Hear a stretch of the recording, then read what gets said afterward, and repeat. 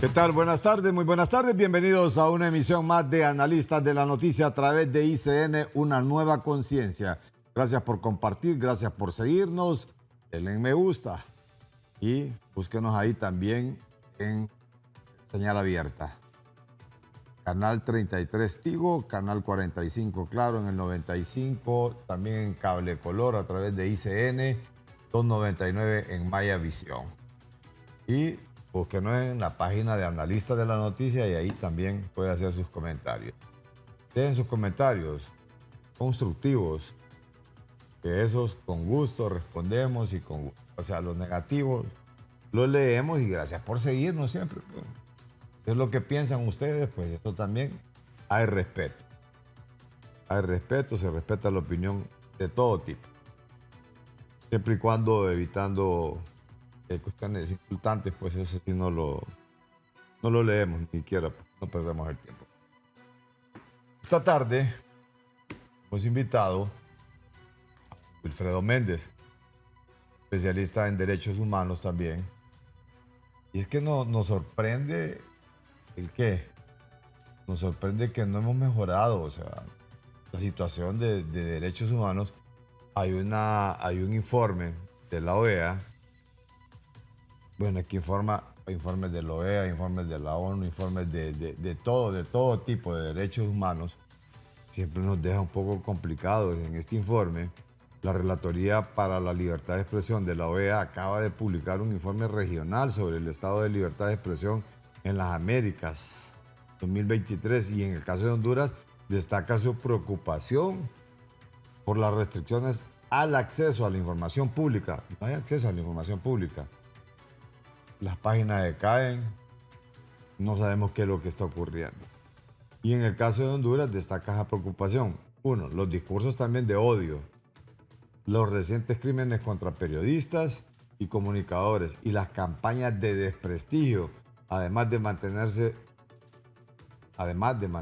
delitos penales que atentan contra la libertad de expresión. Ese es un primer tema que presenta la Organización de Estados Americanos en relación a la situación de los derechos humanos en el país. Y estos no le aunamos los estados de excepción, no le aunamos una serie de asesinatos, porque ese término de femicidio, feminicidio, no sé realmente, me parece que es aquí con todo respeto, una campaña global, o sea, pero en realidad no son femicidios, son asesinatos de mujeres. Y se visualizan más los asesinatos de mujeres. Y en realidad se cometen más asesinatos de hombres también. Sí, el asesinato de mujeres solo es un 13% en comparación a un 87% de asesinatos que se cometen contra de hombres. Pero claro, hay una visualización en relación a esto, pero aquí tenemos al experto en derechos humanos, don Wilfredo Méndez, que también ahora es gerente de campaña de don Jorge Calix. También vamos a meter el ingrediente político porque es difícil dejar de descontextualizar lo que ocurre en la vida política del país con los candidatos que ya están en plena campaña. Buenas tardes, abogado. Gusto de tenerlo nuevamente. Buenas tardes, don Carlos. Supongo que mi cámara es esa, ¿verdad? Así Okay. es. Así buenas tardes, un gusto saludarlo. En efecto, mi trabajo ha sido de derechos humanos, ¿verdad? Le comenté en un principio en uno de los programas que yo nací con el derecho humanitario, el derecho de la guerra que le llaman, porque yo nací en una zona de conflicto armado, ¿verdad? En el Paraíso, frontera con Nicaragua. Entonces teníamos ahí la frontera de las manos y la situación era compleja en esa zona. Entonces, por lo tanto, a mis 11 años yo entré como voluntario de la Cruz Roja y ahí empecé a conocer el derecho humanitario, que es el derecho que como algunos conocen como derecho de guerra, que es cuando existe el conflicto armado y ahí la ley se aplica en conflicto armado, ¿verdad? El ejercicio del periodismo, se protege también a los prisioneros de guerra, existe toda una legislación. Y después di mis pasos hacia los derechos humanos. Lógicamente los derechos humanos fueron evolucionando muchísimo, porque los derechos humanos al inicio solo los valorábamos en razón de que si a usted le daban una paliza, si a usted lo encarcelaban injustamente, si a usted el juez se parcializaba y el fiscal. Siempre se miró con el tema de la integridad personal, pero los derechos humanos se fueron comprendiendo en la sociedad hondureña que tenían que ver con la libertad de expresión. Y en el tema de libertad de expresión teníamos que estudiar también la libertad de prensa. Y en la libertad de prensa también teníamos que estudiar la libertad de opinión. Y a partir de esos elementos también surgían otros factores, en el caso para mí muy importante, y era cuestionarme, preguntarme. He escrito también, porque estoy ahora por publicar un libro sobre el tema de derechos humanos, pero hay un elemento que a mí me llamaba la atención sobre la libertad de expresión. Y era, por ejemplo, con los temas de los delitos contra el honor, por ejemplo, ¿qué pasa cuando una persona que no es periodista comete delitos contra otras personas? ¿Verdad? ¿Qué sucede cuando una persona ha forjado toda su vida con la integridad, y la integridad no vista como la persona, porque lo íntegro viene del todo, ¿verdad? Usted es íntegro porque tiene sus brazos, porque tiene... No significa que una persona que tenga una discapacidad no sea íntegro. La integridad se ve de acuerdo a la persona. Entonces lo íntegro va a otro elemento y otro factor. No se trata solo de la integridad personal, no solo se trata de la integridad moral, sino que también de la integridad ética. Y ahí no solo se trata de parecer, sino que es cierto. Correcto. Y ahí viene un elemento muy importante en la libertad de expresión. Porque la libertad de expresión usted se maneja como el derecho a la imagen. Y cuando usted va en el derecho a buscar el derecho a la imagen, se da cuenta que la imagen tiene que ver con la autorización de lo que uno ve. Yo miro a Carlos, sé que tiene lentes, sé que tiene un elegante bigote, entonces yo digo, este es Carlos, tiene una forma particular de peinar, y la apariencia es la imagen. Pero sucede que en el derecho a la imagen no es todavía el derecho, la integridad, ¿dónde queda? Ese factor de la integridad, que es un elemento que tenemos que estudiar a profundidad, hay otro elemento. Es decir, cuando dicen Carlos es un hombre íntegro, ¿a qué se refieren? Es decir, si integridad hablamos del todo, ¿verdad? Físicamente, de que no me deben agredir físicamente para causarme un daño a mi integridad, pero cuando hablamos de un hombre íntegro, ¿de qué estamos hablando? Entonces ahí tenemos que ver no solo el lenguaje español, la lengua española, sino que tenemos que ver el derecho, cómo fue evolucionando en razón del derecho a la imagen y del derecho a la integridad.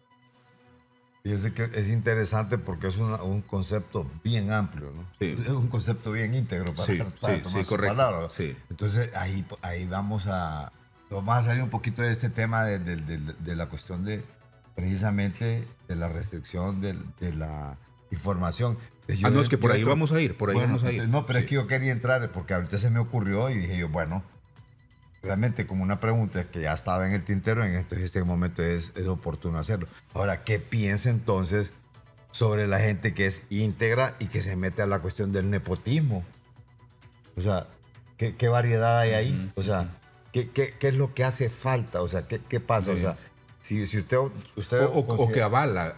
Ajá, sí. O sea, si usted considera una persona íntegra, gente que practica el nepotismo, o es algún delito, o es algo que es normal, o sea, porque esto ha venido atávico, es un mal atávico desde que están y en la misma sociedad, desde que entramos ya a la etapa de ir al voto. Bueno, parece que el programa se va a ir por el elemento de la formación y de la discusión académica, es que, pero me parece muy bien, ¿sabe por qué, don Carlos? Porque si la sociedad no comprende o no se da el tiempo o ignora factores y elementos sustanciales de su propia vida y de los demás, incluso cuando juzga, cuando señala, se equivoca porque su base no es lo suficientemente sólida. Por ejemplo, cuando usted habla de la integridad, la moral es cómo yo me comporto. Eso es moral. La moral es cómo yo me comporto. Nuestro amigo en común, Raúl Pineda, dice que nuestros políticos son tan tontos que piensan que moral es un arbusto de moras, ¿verdad? Entonces dice, no entienden ni siquiera a qué se refiere la moral. Entonces, la moral es cómo yo me comporto, Carlos. Cómo Carlos se comporta. Si admite el nepotismo o no. Su moral está determinada por su propio comportamiento. Ahora, la ética es cómo la sociedad califica a Carlos. Moralmente, Carlos se comporta de una forma, pero la sociedad dice, no, este Carlos es un hombre decente. Entonces, ahí la ética es el sello que la sociedad le pone. ¿Qué sucede en este factor que usted menciona con el nepotismo?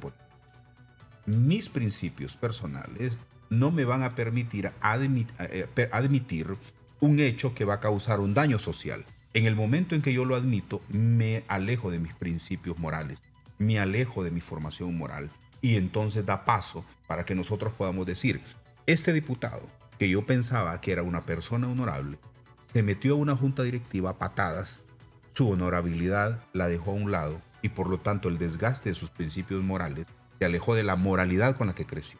Y por lo tanto, este hombre no solo vamos a calificarlo de que avala el nepotismo, sino que también es déspota. Porque el nepotismo tiene que ver con las familias. Cuando controlan una sola familia, no, aquí la familia vamos a agarrar todo el gobierno. Eso es un nepotismo familiar, el control familiar. Pero el déspota es una persona que desprecia la ley, una persona que impone las cosas a la fuerza. Y es lo que tenemos en el Congreso.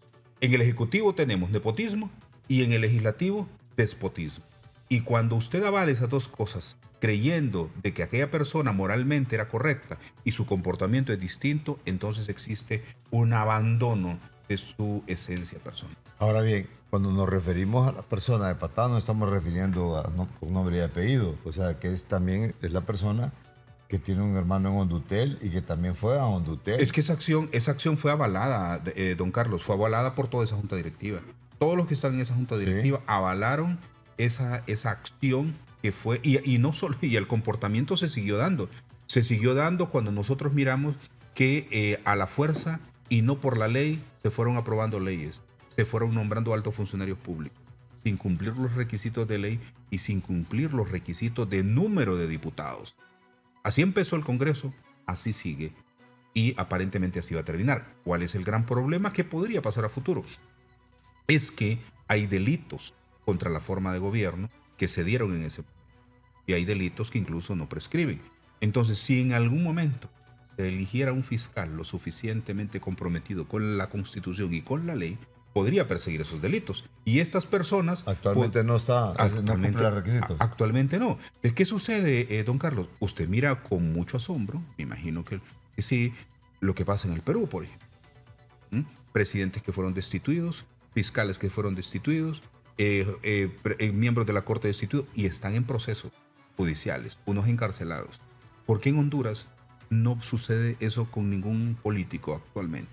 Porque sencillamente degeneraron todo el proceso de elección de los altos funcionarios públicos y los nombran de acuerdo a si José va a hacer todo lo que yo le diga, entonces va como fiscal, si no, no.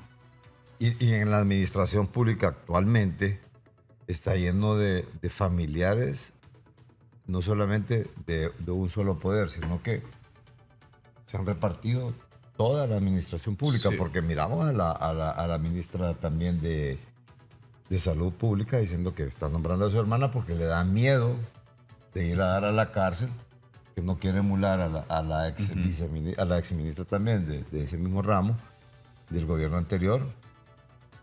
Pero la pregunta es que se hacen algunos. Entonces, realmente no hay gente honesta dentro del partido. Pues, hay dos elementos muy importantes que usted mencionó. Sí. Mire, usted sabe que yo he sido un luchador contra la corrupción de toda mi vida. Incluso me sometí a una huelga de hambre en el 2015 apoyando el movimiento campesino, el movimiento indígena, que en ese momento se apostó en el marco de la movilización de la Santa.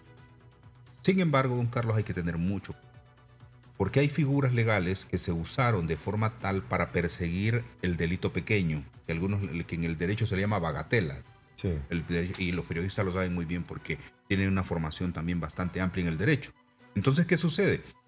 Hay que tener cuidado que personas, porque tomaron una decisión que administrativamente solamente cometió el error de una línea presupuestaria con otra, pero que el gasto se justifica, que por eso voy a meter a la cárcel a la persona.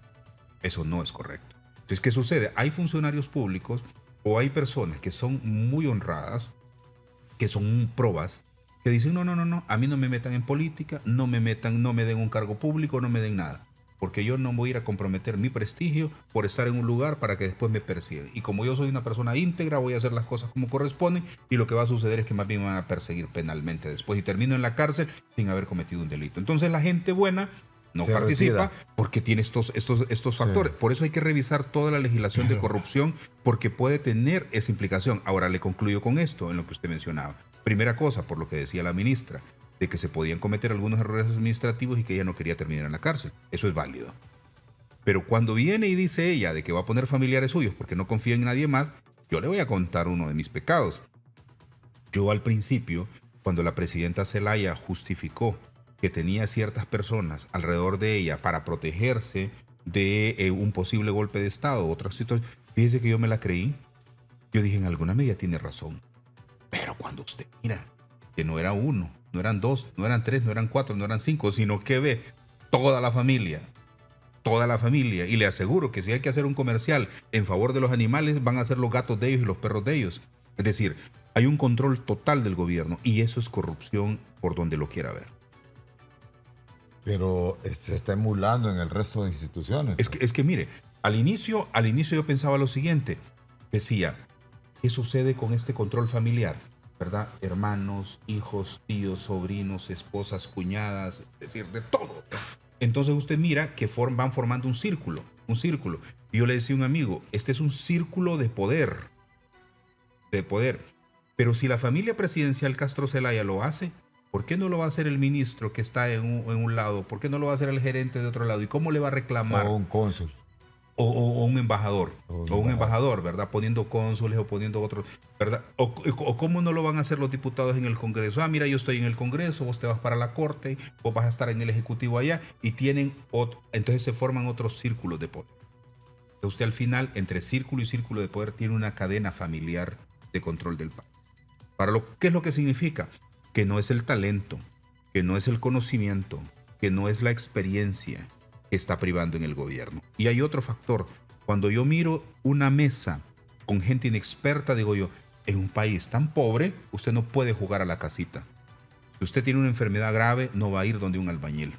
Si usted tiene una enfermedad en la cual está sufriendo todos los días, no va a ir donde un sastre, ¿verdad? Y tampoco le va a llevar su bonito pantalón, su bonita camisa a un médico para que se la ponga a la medida. Entonces, ¿cómo es posible en un país tan pobre que exista tanta improvisación? Pero uno dice, es que está juzgando a la juventud. No, don Carlos, le termino aquí, mire. Yo tengo mucho respeto por algunos intelectuales en el país. Pero ¿qué hace un literato en el Banco Central? Con todo el cariño que yo le tengo a él. No, él debería de estar de embajador en la UNESCO para que él, con el conocimiento que tiene en materia de educación, de literatura universal, nacional, contribuya con el país, contribuya con el mundo, pero no en el Banco Central.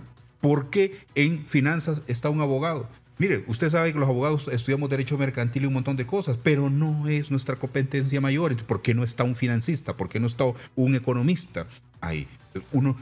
No solo es cuestión de edad, sino que es cuestión de conveniencias. Y cuando usted integra un gobierno a punta de conveniencia y a punta de amistades, no tiene un buen gobierno. Esto repercute entonces en ese informe que presenta la OEA. Porque hay falta de información, no hay acceso a la información pública, se generan campañas de odio y se genera otra serie de situaciones, porque al formarse estos pequeños clanes, no sé si llamarlos así, familiares o tribus, no sé, pero que están en diferentes lugares, hay una manera también de controlar la información. Correcto.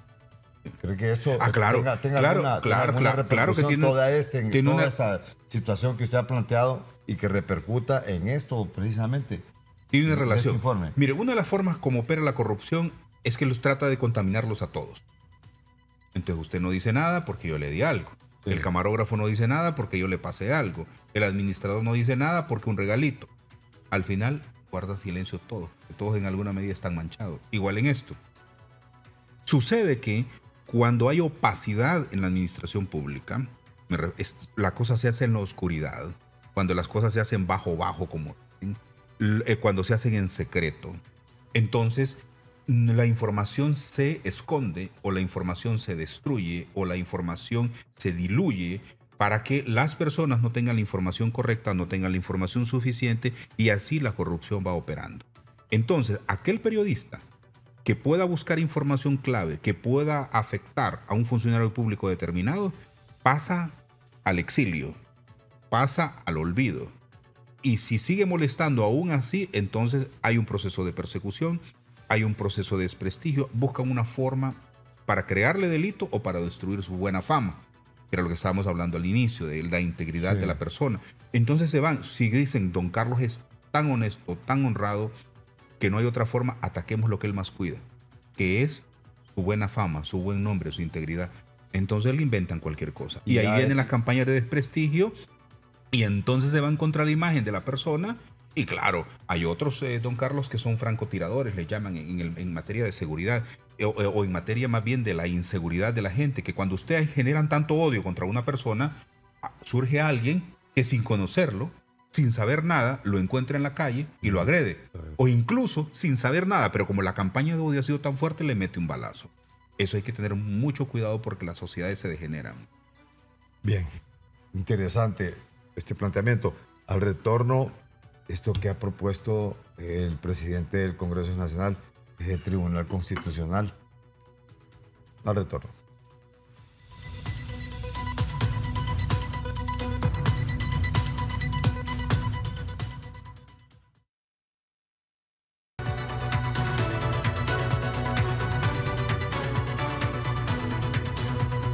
Bien, don Luis Redondo, para ubicar a nuestro público también en contexto, y también estas declaraciones últimas que ha ofrecido en cuanto a que lo tiene sin cuidado, esas declaraciones de Laura Dou también, y esto precisamente cuando dio ella declaraciones sobre esto de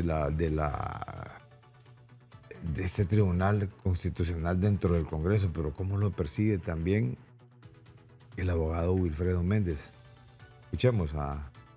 Veamos también a don Luis Redondo.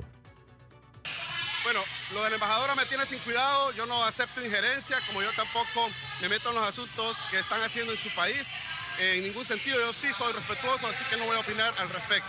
En cuanto a lo que ha dicho la oposición, recordemos lo siguiente: cuando se dio el golpe de Estado en el 2009, la Comisión de la Verdad que dirigía Eduardo Stein, entre otros juristas internacionales, expertos, la comunidad internacional, en el numeral 6 recomendó la creación de un tribunal constitucional. ¿Por qué un tribunal constitucional?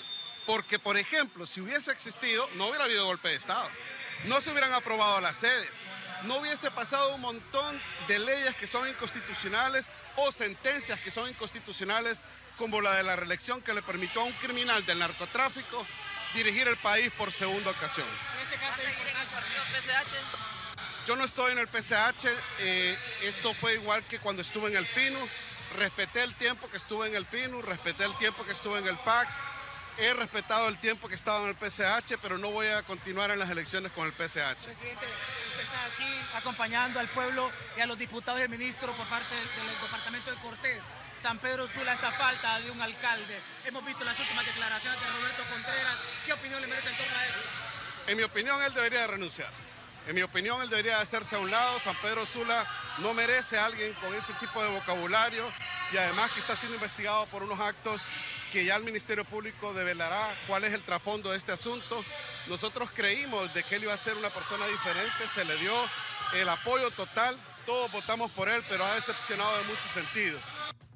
Bien, hasta con el alcalde de San Pedro dijo que ya tenían cosas por ahí también que le iban... La ha tenido difícil el alcalde de San Pedro, ¿verdad, sí, Carlos? Sí.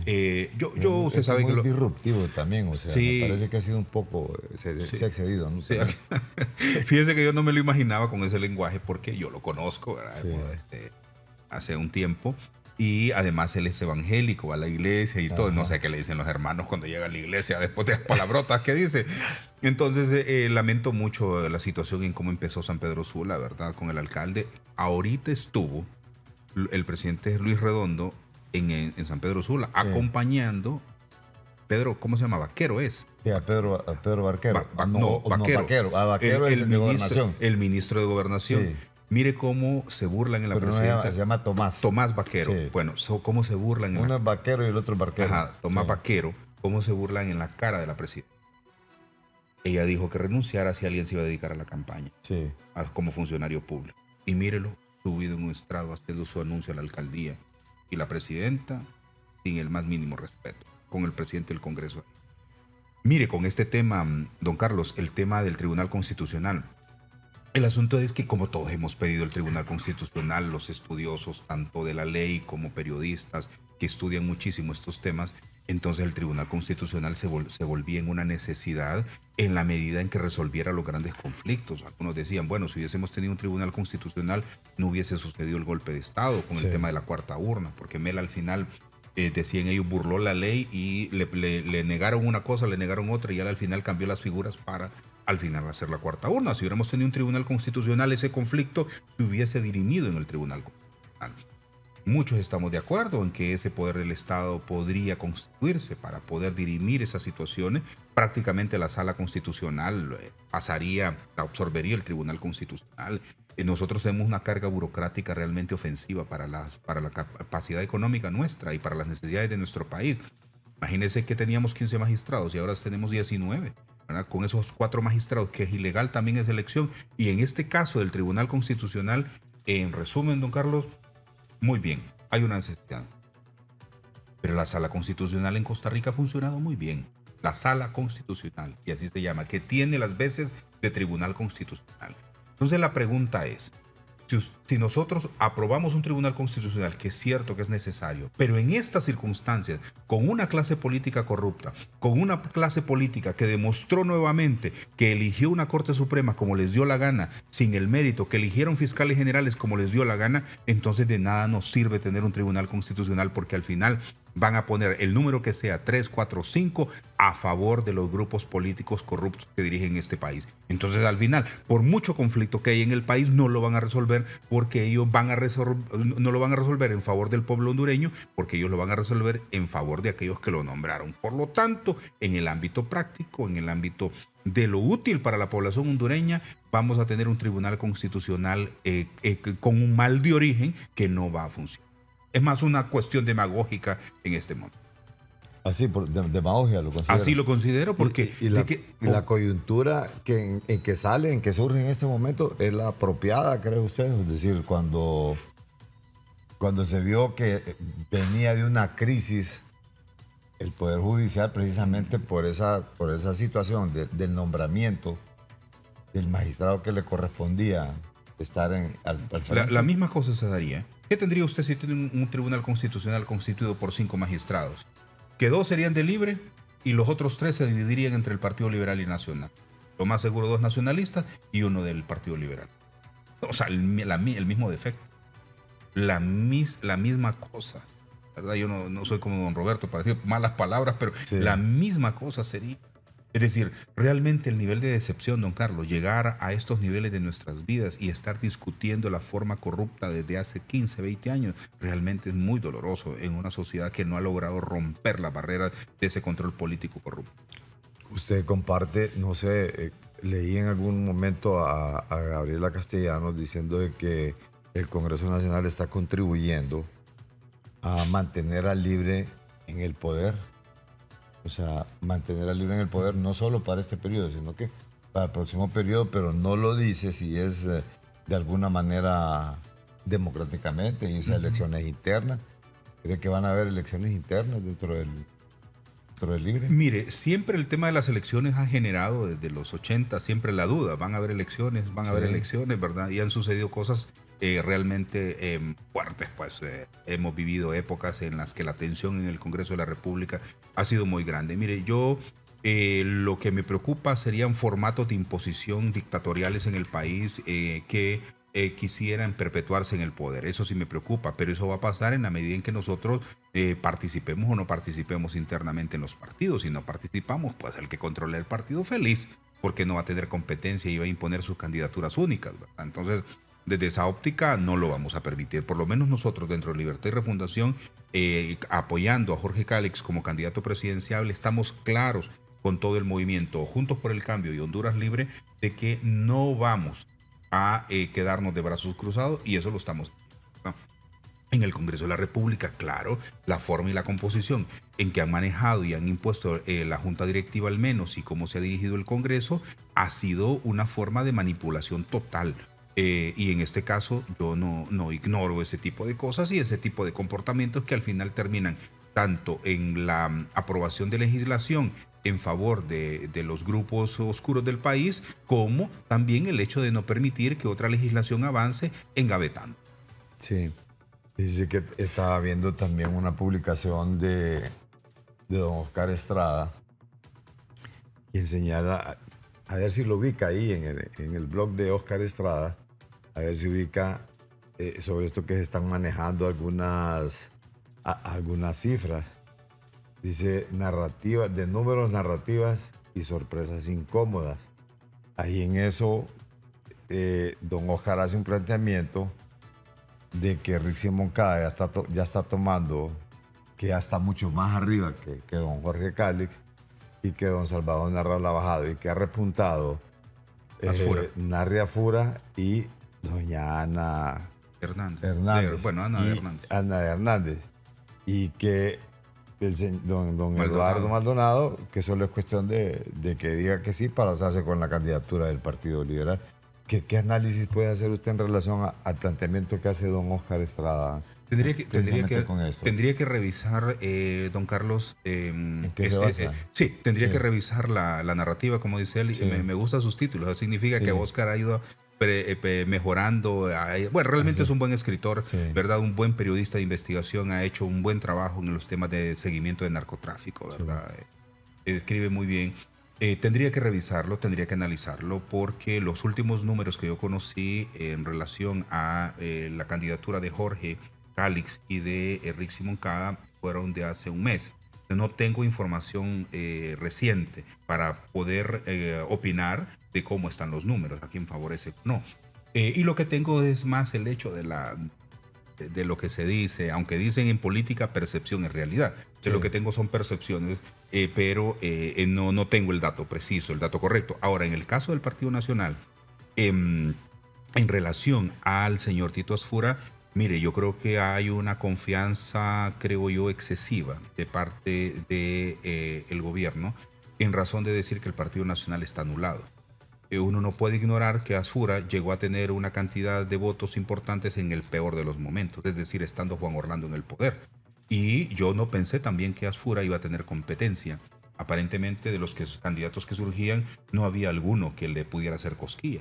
Pero cuando Ana de Hernández entra con su candidatura, lo primero que uno se preguntaba es la estructura de Juan Orlando, que heredó en alguna medida a Asfura, ¿qué va a pasar con Ana Hernández? Entonces ahí claro que tiene un buen nivel de competencia, y finalmente el Partido Liberal sigue siendo el partido con mayores dificultades para encontrar un candidato, ¿verdad? Y de los candidatos que tienen, si bien es cierto, el licenciado Maldonado puede ser un buen candidato para el Partido Liberal en la primaria, no significa que pueda ser un buen candidato para la general.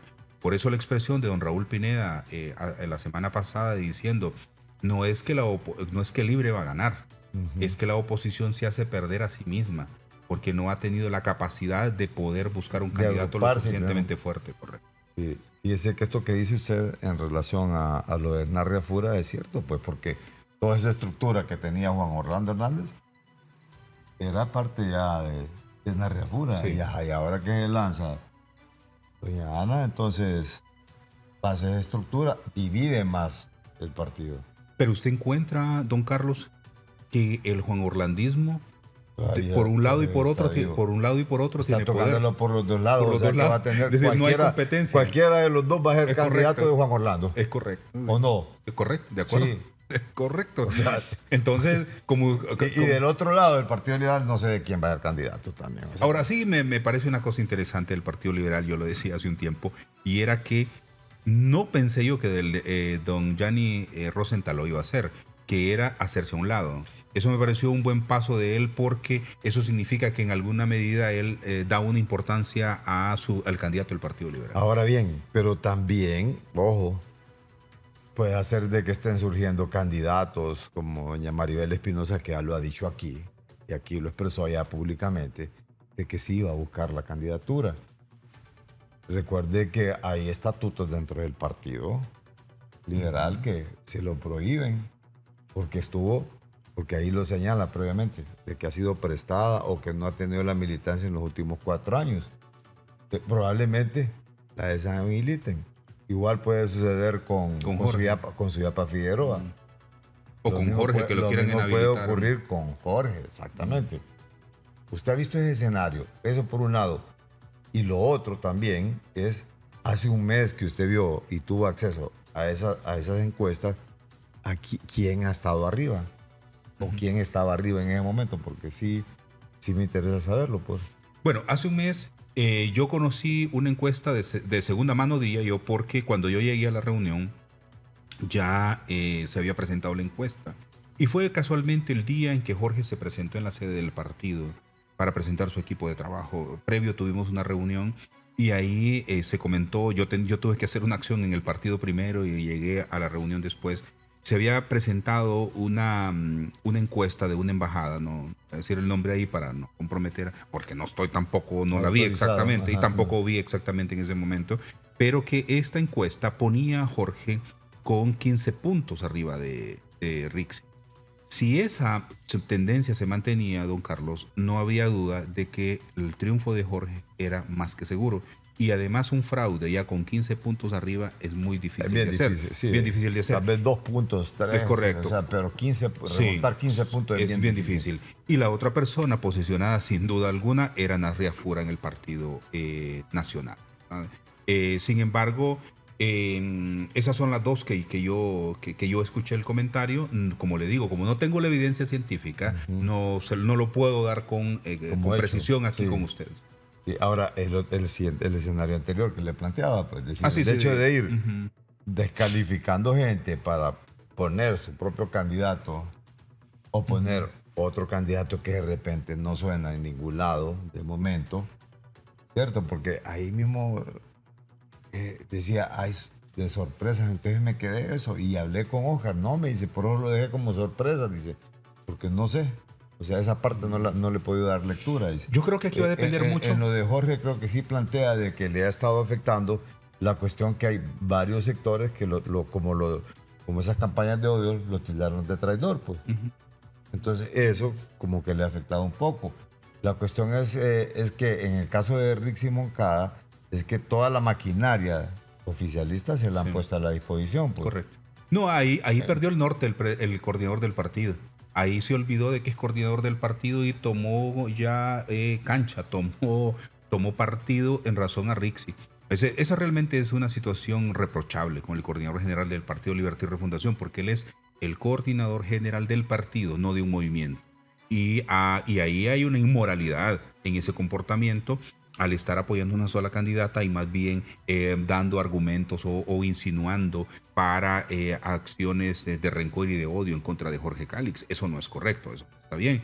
Nosotros en la campaña hemos dicho con Jorge que ellos se desgasten tirando veneno y lo demás. Nosotros vamos a ir por un proceso de acercamiento con las bases, con el liderazgo real y genuino del partido para rescatar el partido y para que la propuesta auténtica de nacimiento de Libertad y Refundación realmente nosotros la enarbolemos. Allá en el desgaste de ellos. Ahora, en la lectura que vayan a hacer los liderazgos políticos, incluyendo el nuestro, para poder medir si se va a dar una acción en contra para que nuestro candidato no participe en la elección primaria o que allá en el Consejo Electoral se repita la historia en la elección pasada, donde cada magistrado se repartió como le diera la gana los resultados electorales. Al hacer esa medición, nosotros tenemos que tomar decisiones incluso radicales, para que no ser parte de ese juego perverso o solo ir al matadero, pues. El resto de candidatos, pues, no aparecen en las encuestas. En el caso de Libre, no, es muy poquito, porque el abogado Russell Tomé no ha tenido el impacto que me imagino él esperaba. El porcentaje es muy bajito, ¿verdad? 1%, 2% de la intención de voto dentro de Libre. ¿Usted cree que dentro de un mes prácticamente ese escenario que se está planteando y de lo que usted logró ver o escuchar, cree que haya variado, que haya remontado 15 puntos en un mes? Mire. ¿O qué fenómeno, o qué elemento, o qué hecho ha incidido para que haya subido tanto la abogada Rixi? Usted sabe que las encuestas, don Carlos, incluso son muy pocas, a menos que sea una encuesta privada que usted mande a hacer, es muy objetiva, porque usted le dicen la verdad, esta es su situación, don Carlos, como candidato. Pero algunas encuestas que son públicas son manipuladas, son compradas, son pagadas. Y el porcentaje lo ponen de acuerdo a lo que usted quiera. Sí, si usted, depende de cuánto le cobren. Correcto, entonces le dicen, ¿cuánto querés, ¿Cuánto Carlos? querés? ¿Qué porcentaje ¿Cuánto querés? 15 puntos arriba, 10 puntos arriba. El asunto te cuesta tanto. Por ahí te cuesta tanto. Las encuestas que uno cree son las encuestas, ya tiene que ser una firma muy prestigiada, que no sé, por unos cuantos pesos no va a vender su nombre. o una encuesta privada. En ese sentido, como le digo, a mí me gustaría ver las encuestas privadas. De lo que sí yo he estado monitoreando en el país, por claro, como jefe de campaña de la candidatura de Jorge Cálix, tengo que estar midiendo cada departamento. Y en cada departamento yo ya sé dónde, por ejemplo, el oficialismo ha tenido un nivel de intervención total. Pero hay departamentos, don Carlos, donde el nivel de favoritismo a favor de Jorge es muy grande. Y sucede que esos son centros electorales de los más grandes. Entonces la estrategia nuestra tiene que ir en razón de una organización y una estructura que nos permita sobrevivir. Se ha dicho que la administración pública está dividida entre los calixtos y los rixistas. ¿Será cierto esto o no? Al retorno.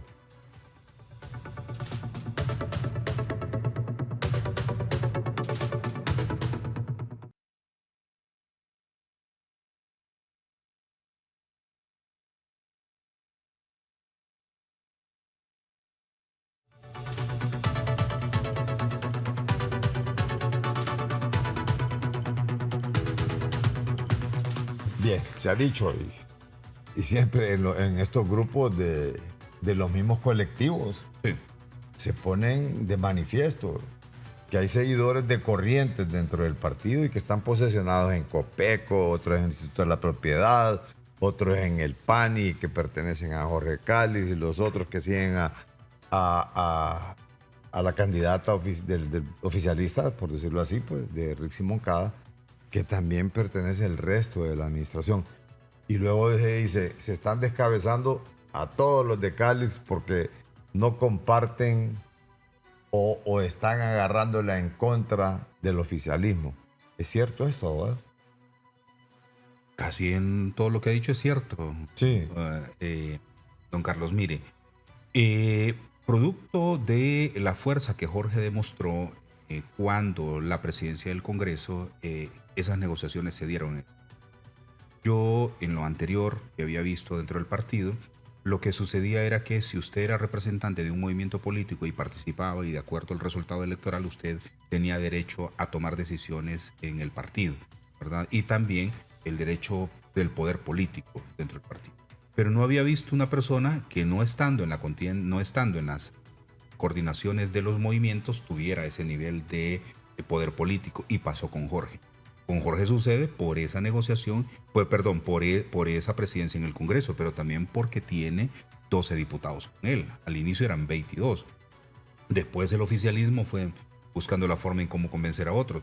Pero ese número de diputados, 12 diputados, que en este momento están a favor de Jorge, todavía es una carta de poder para Jorge. Y en alguna medida ha sido la forma en cómo ha logrado que las instituciones que están o que se dieron como parte del poder político con él se mantengan, si no se los hubieran quitado. Sin embargo, aquellas personas que no están en estas instituciones y que están a favor de Jorge Cálix, las han quitado del gobierno, sin ningún escrúpulo. Les han quitado su trabajo, los han perseguido, y eso no es un comportamiento de un miembro de partido. Y es gente del propio partido también. Claro, gente del propio partido. O sea, quiera o no, van a necesitar ese voto. Quien quede va a necesitar ese voto. Correcto. Porque si pasado un proceso interno, sí. ¿Con quién va? Ajá. ¿Quién lo va a apoyar entonces en esas internas si despidió gente de su propio partido? Claro. Ahí esas cosas hay que pensarlas muy bien. Y yo creo que aquí hay una arrogancia, de verdad, con el oficialismo, que eso pasa factura, don Carlos, en cualquier momento, ¿verdad? Y hay personas que son más tolerantes, digamos, a nivel político, pero hay personas que no han estado en ese pugilato político y que solamente él trabajó por la campaña, le dieron un trabajo, lo quitaron y él no entiende. Sencillamente me afectaron de mala forma. Y eso tiene un efecto para el trabajo en la elección general. Ya. Usted ve, como dice don Raúl Pineda, lo traigo a colación porque es cierto, dice, no, la oposición no logra unificar un solo candidato para poderle hacer frente al Libre. El Libre fácilmente tiene el próximo proceso electoral libre para... Hasta hoy va. Al día de hoy. Mire usted lo interesante. Por ejemplo, yo decía hace unos 8 meses, decía, si hoy son las elecciones, Libre no gana las elecciones si la presidenta Xiomara no hace un giro en su administración. Pero mire cómo va avanzando el tiempo. en tanta desgracia está la oposición en el Partido Liberal y en el Partido Nacional que no logran cuajar un candidato de forma tal que por muy malo que llegue a ser la administración de la presidenta Zelaya o por malo o mala que sea la candidata del Partido Libre, va a ganar la próxima elección a este momento. Pero ¿qué sucede, don Carlos? Estamos en un escenario de elección primaria. Todavía nosotros no estamos visualizando la elección general y todavía no estamos viendo el fenómeno político de la población en razón del desencanto con los partidos de hace años. ¿Qué sucederá, don Carlos, si al final de este año se va conformando una gran coalición con un candidato que no participe en la primaria y se va a la elección general? Y los partidos tradicionales, los tres, el tripartidismo, sus candidatos son malos. Y surge fuera de los partidos un candidato fuerte dentro del partido y va a la general. Y podemos tener nosotros el rompimiento de este análisis hasta el día de hoy. Fíjese que precisamente de lo que estábamos hablando era al inicio, cuando hablábamos de la persona que entró en el Congreso y irrumpió a patadas todo esto, de Russell Tomé, ¿no? Y fíjese que ha subido en su cuenta de X algo que pareciera que quiere desmarcar, o no sé si realmente eso, pero usted me va a dar su interpretación y su análisis. Dice, tengo la plena convicción que el país le pertenece al pueblo hondureño. No es de castas o de élites. Todos los días ejecuto mi juramento de no callar nuestra voz, no bajar nuestros brazos en la construcción de la Honduras que soñaron nuestros próceres y nuestros mártires. Es inaceptable el trato degradante que recibí por funcionarios por haberle solicitado el respeto a los derechos de los militantes de nuestro partido, solicitando que él fuera los mapaches. Soy un representante del pueblo electo en las urnas, vicepresidente del Congreso. Soy una autoridad y cuando realizan estos ataques degradantes en mi contra, no solo es un irrespeto y de bajeza, sino que también están agrediendo al pueblo hondureño.